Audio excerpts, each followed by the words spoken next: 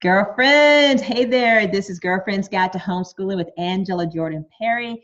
And I have a wonderful guest today with you, for you. This is Amber Johnston. Say hi, Amber. Hi. So Amber is based out of Atlanta, Georgia. She is a homeschooling mom of 5 years now to three children. She has four. Three she's homeschooling. One he's still in the mix of homeschooling for sure, right? Yeah. But we had a wonderful interview and a lot of nuggets.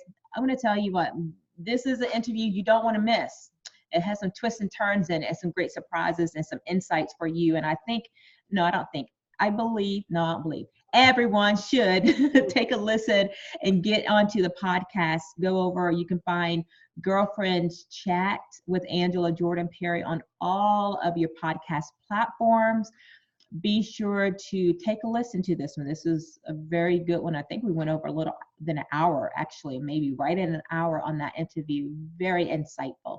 So, but one of the things, Amber, that you mentioned in the interview was your response to my question, which is tell us your worst day of homeschooling and your reason for why your worst day was the worst day. And I think that was very poignant to bring to light and to dig in deeper on. So if you remember, I asked you, what is your worst day of homeschooling? And you told me that the very, very worst homeschooling days I've had have been a result of my own poor planning and decision making. And it always starts the night before.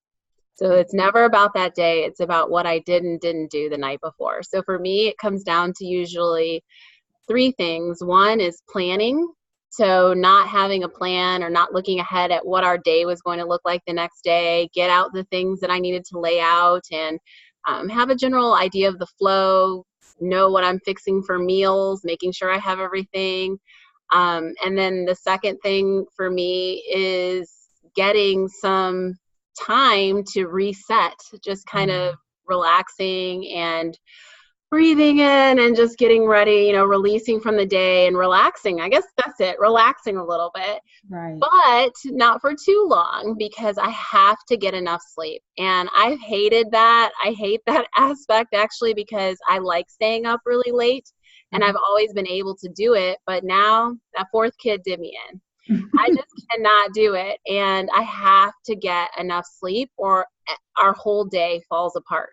And there's always a constant temptation for me to stay up really late because I'm alone. The house is quiet. I'm well fed. I have my books and all my things and no one's talking to me or sitting on me or rubbing on me or calling me.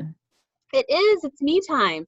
So that's a temptation that I have to fight all the time because every single time, not 90%, but 100% of the time when I stay up too late, horrible homeschool day.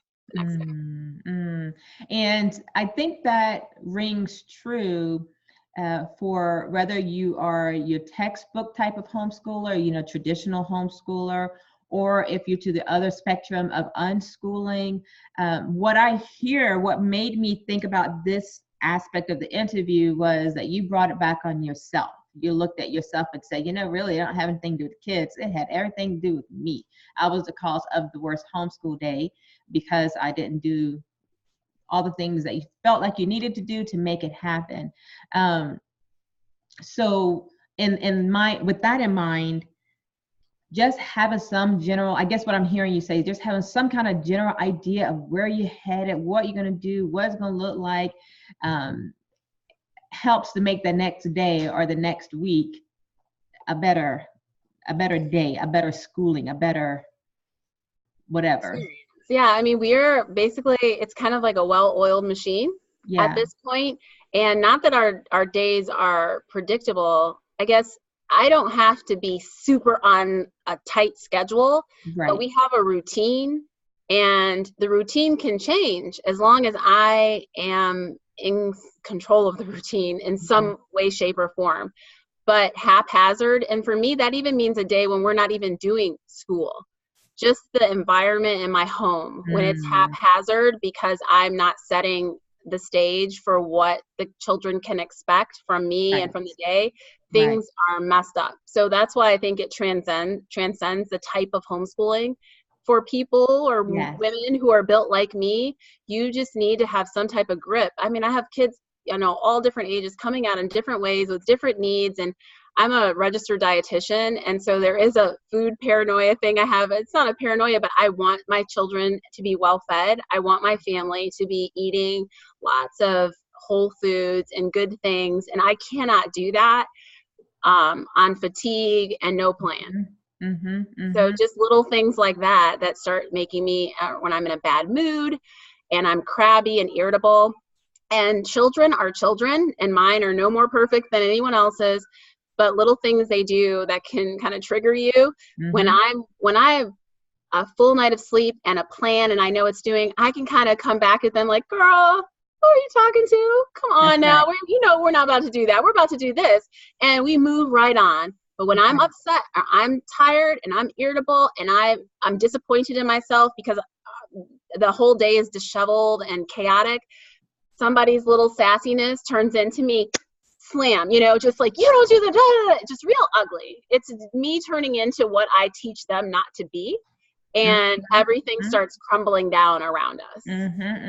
So all of this is why I like this, is because, again, it just brings it back to you, the mom. And it's true. If I haven't got my sleep and enough sleep, I haven't done what I need to do just to relax. And granted, those sweet times at night when it's quiet and no one's calling you and you don't have to get up and do anything, that is so sweet. And it's almost worth taking the moment to say, I know I'm going to pay for this in the morning, but I need this time.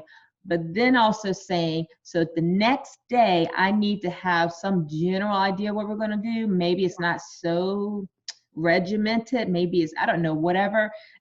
Give yourself some slack for the maybe the next day, maybe it don't need to be a school day. You know? I mean, we need to be real with ourselves and look at it, and a lot of times just point it back to ourselves. Because I know today my school day was kind of like a little I was on them a little bit more, but I know I slept well, but I just needed more sleep. I woke up a little kind of tired. Oh, absolutely. I mean, in our homeschool group, we have mom's night out once a month, and I'm not missing it. I'm going and I'm going to pay for that. And I'm not going to be at home in the evening with this well planned out, restful, but I make allowances for that because I've pre-planned kind of what our slacker, relaxed day looks like. It might be the kids are watching a movie that is related, or we do pages and popcorn. So if we read a book, we watch the movie. So that might be the day that they're watching the movie for the book we just finished, or whatever. But I'm not going to miss out on that evening with my friends because that's life-giving too. Exactly. And so, it's about planning and balance and just knowing yourself, yourself, and accepting the fact that the mom is the nucleus of the family. So the father is the head, but the mom's the center. And from me flows from what I give out into my family, that sets the atmosphere for my home. It's true. It's true. It's true, girlfriend. So listen, if you enjoyed this little nugget from Amber Johnston out of Atlanta, Georgia, just be sure, well, I'm sure you enjoyed it. It's not an if. I'm sure you enjoyed this nugget from Amber Johnston out of Atlanta, Georgia, homeschooling mom of 5 years now to her 4 children. Go over to the podcast, Girlfriends Chat with Angela Jordan Perry, and listen to her full-fledged interview. Get some pencil, pen, paper, take down some notes, and just be ready to soak in the wisdom and the insights that she shared there. It's going to bless your little homeschooling heart. Okay, you hear me, girls? All right, well, Amber, thank you for jumping in here and sharing that. I'm so grateful to you. And until our next time together, everyone, peace out. Bye. You're welcome. Bye. Bye. Take care, girlfriends. See you soon.